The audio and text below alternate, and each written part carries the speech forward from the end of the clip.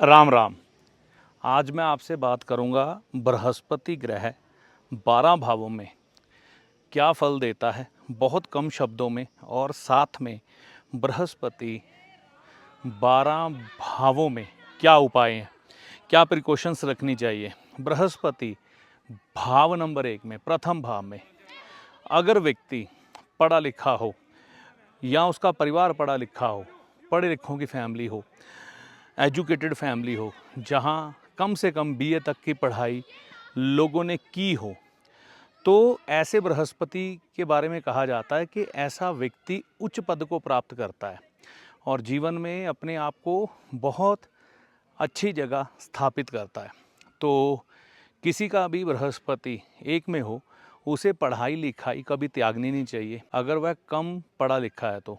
और गले में सोना धारण करके रखना चाहिए। किसी के बारे में कभी भी बुरा शब्द नहीं कहना चाहिए। यह बृहस्पति का सबसे बढ़िया उपाय है। अगर कोई व्यक्ति गले में गोल्ड की चेन भी धारण कर लेता है तो इससे भी लाभ होता है।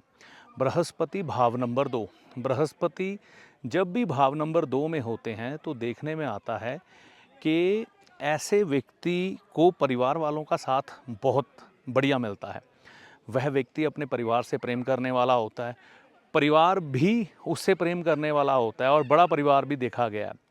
ऐसे व्यक्ति को इज्जत मान प्रतिष्ठा की प्राप्ति होती है, किस्मत का साथ मिलता है और देखने में आता है कभी भी ऐसे व्यक्ति के काम रुकते नहीं हैं। हाँ, अगर व्यक्ति अपनी तरफ से गलतियां करे तो अलग बात है। यहाँ पर बृहस्पति के मुख्यतः उपाय यही है कि आपको ज़्यादा गोल्ड में इन्वेस्टमेंट नहीं करनी चाहिए। चने की दाल मंदिर में देते रहना चाहिए, मंदिर में सेवा करते रहना चाहिए। ऐसा करने से बृहस्पति के अच्छे फल मिलते हैं। और बृहस्पतिवार के दिन पीपल के पेड़ की सेवा मंदिर में जाके करेंगे तो और भी बढ़िया। बृहस्पति भाव नंबर 3, ऐसे व्यक्ति अपने आप में अच्छे पद को प्राप्त करते हैं, ज्योतिष में रुचि रखते हैं, इनको बहुत इंटरेस्ट होता है ज्योतिष में और देखने में आता है कि अच्छे ज्योतिषी भी बन सकते हैं ये लोग। चापलूस लोगों से इन लोगों को हमेशा खतरा रहता है, तो चापलूस लोगों से इनको बच के रहना चाहिए। उपाय के तौर पर इन्हें किसी को भी पैसा उधार नहीं देना चाहिए, ये ध्यान रखें। और माता दुर्गा की जितनी भक्ति करेंगे जीवन में उतनी तरक्की होती जाएगी। कन्या पूजन करेंगे तो लाभ होगा। बृहस्पति भाव नंबर 4 में उच्च का माना जाता है। 4 में बृहस्पति हो तो राजा विक्रमादित्य के जैसा व्यक्ति का व्यक्तित्व होता है, यानी कि बहुत अच्छी पोजीशन पर पहुंचता है।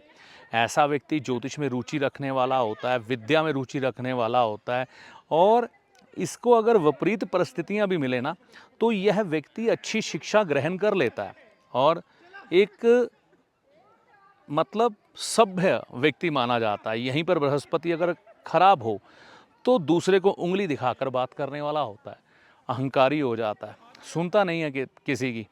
और पिता से भी विशेष लाभ नहीं होता। अगर बृहस्पति अच्छा हो तो पिता दादा से भी विशेष लाभ होता है। उपाय के तौर पर घर में सोना खरीद के रखते रहें। जितना सोना खरीद के रखेंगे उतनी तरक्की होगी। बृहस्पति भाव नंबर 5, 5 में बृहस्पति जिस व्यक्ति का भी होता है, इसकी औलाद यानी कि बेटा और यह खुद दोनों की जोड़ी शेरों की जोड़ी होती है और ऐसा परिवार समाज में इज्जत मान प्रतिष्ठा पाता है और जीवन में उच्च पदवी पर भी पहुंचता है।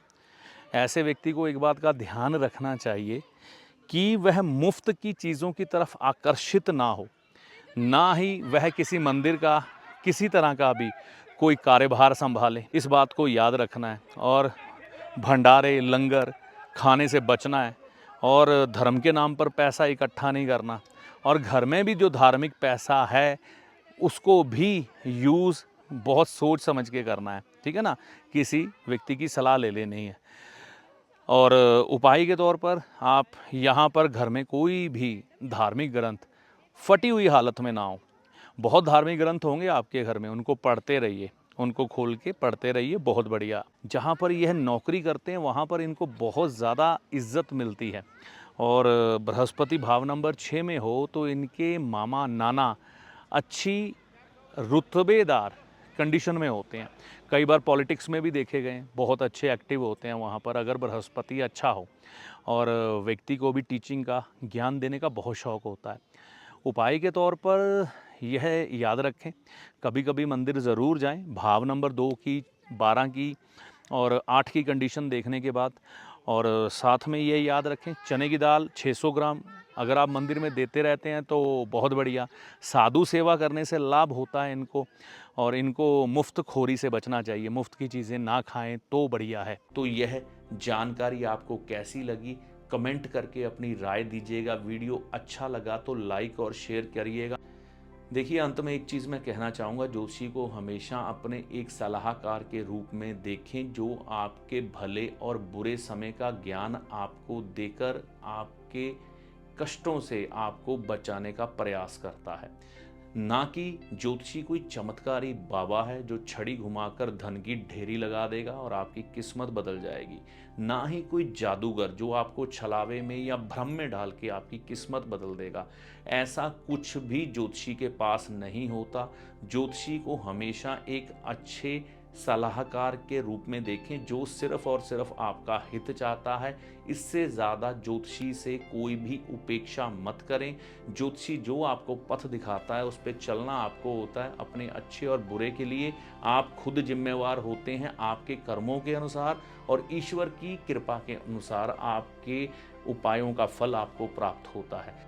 चैनल पर अगर आप पहली बार आए हैं, बहुत समय से चैनल के साथ चल रहे हैं, तो इसे सब्सक्राइब करके जाइएगा। इस वीडियो में दी गई जानकारी का लाभ माता रानी की कृपा से आपको होगा। जय माता दी।